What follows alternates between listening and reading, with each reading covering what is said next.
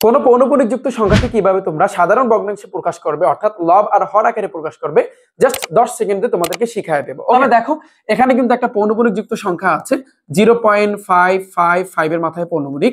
এখন এই সংখ্যাটাকে তুমি কিভাবে সাধারণ ভগ্নাংশে প্রকাশ করতে পারবে? দেখো এটা করার জন্য দুইটা কাজ তোমার করতে হবে। একটা হচ্ছে কিন্তু ভাইয়া উপরের কাজ আর হচ্ছে কিন্তু তোমার নিচের কাজ। মাথায় রাখবা, গেঁথে নিবা, মাথায় গেঁথে নাও যে ভাইয়া নিচের কাজটা হচ্ছে তোমরা দেখো এই সংখ্যাটার ভিতরে দশমিকের আগেও সংখ্যা আছে, পরেও সংখ্যা আছে। তাহলে নিচের যে কাজটা হচ্ছে ভাইয়া দশমিকের পরের কাজ। আমি আবারও বলি, নিচের কাজ হচ্ছে কিন্তু ভাইয়া তোমার দশমিকের পরের কাজ, আর উপরের কাজটা হচ্ছে কিন্তু পুরো সংখ্যা নিয়ে কাজ। ওকে, তাহলে নিচের কাজটা আগে করি। দেখো দশমিকের পরে মাথায় রাখবা যার মাথায় পৌনঃপুনিক আছে ওইটার পরিবর্তে একটা 9 দিতে হবে।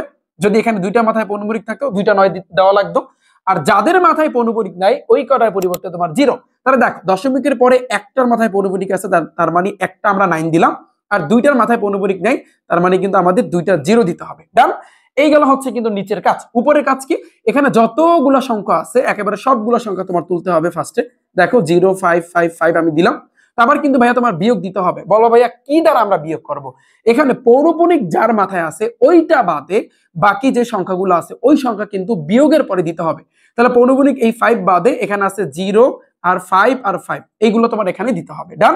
এরপরে মাথায় রাখবা যে ভাইয়া যে শুরুতে যদি 0 বসে এই 0-র কোনো ভ্যালু নাই, তাহলে এই 0 বাদ, আবার এটাও কিন্তু ভাইয়া বাদ।